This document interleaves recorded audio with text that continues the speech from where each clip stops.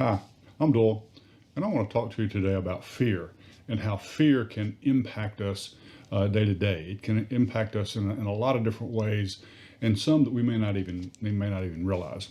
First of all, I want to talk about what is fear.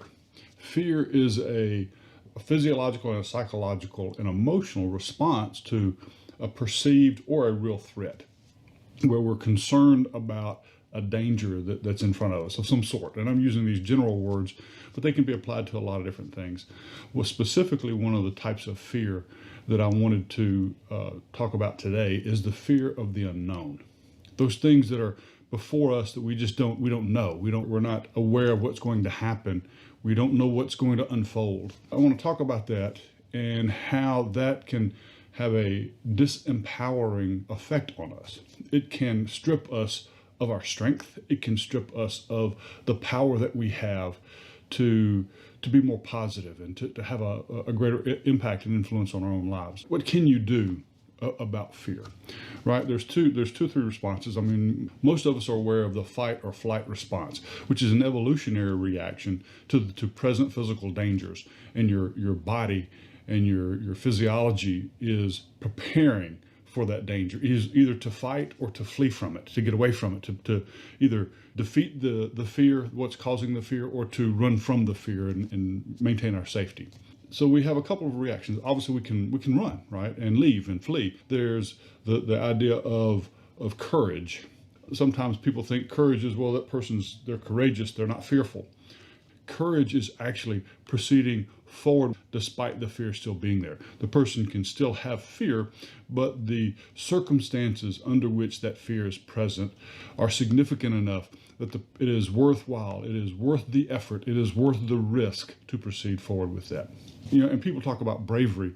Bravery is a little bit different. Bravery is defined as the absence of fear, right? That is very, very rare, that where people have bravery that they're just not affected by the fear, but they're committed to the event, whatever it is in front of them, and they're not experiencing the fear. And the big thing to be aware of, in my estimation, is how unscrupulous people, actors, can use our fear against us, and not in a physically overpowering way, but in a way that causes us to, the fight or flight, the fleeing away, or avoiding, or feeling disempowered ourselves, not having our power. I mentioned in a previous discussion about happiness being a choice. Courage is also a choice. When circumstances of some fear that is within you, when you're facing it, it's a choice to proceed through that fear, despite that fear, toward whatever it is that you're trying to get through or to make happen. So in our lives, we're faced with a lot of decisions. And sometimes the decision is an indecision, not making a choice.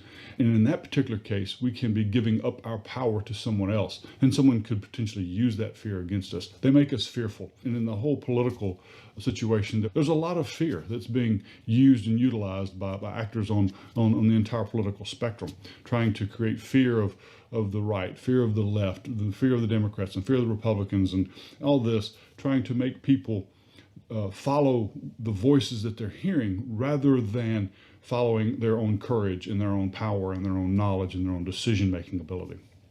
I think we have an individual personal responsibility to ourselves to not surrender the power, to be people of courage in whatever the situation, whatever the circumstances that are causing the fear, to proceed forward. What we can do is understand that this too shall pass, that we should be able to get through this. And sometimes our fears, the situation that we expect to happen, may never materialize. We're more afraid of the possibility of what can happen rather than actually what will happen. And we need to keep that in mind, because if something is worth working through, if something is worth fighting against, then it's worth battling through the fear. It's worth being courageous and pushing through so that you maintain your own power, your own individual power, and don't surrender that needlessly, because then basically you've given someone else or some others your power, and you no longer have it. Let's not let fear paralyze us. Let's let our fear motivate us. Let our fears drive us to be the kind of people that we can maintain our power in a very positive way, in a very respectful way, in a very peaceful way. I'm talking about power to make your own choices, make your own decisions, power through the fears that are in front of you. Going back to talks we've had before about happiness is a choice. Do you get to, or do you have to do something, get up and go to work, or whatever it is? It's all about your attitude. We sometimes surrender that unintentionally and needlessly. Let's always be intentional. Let's always manage and focus on our own attitudes such that we can be happy, that we can be productive, that we can live peacefully and productively through our neighborhoods and our communities and our country. Until we meet again, it's been my pleasure. God bless you.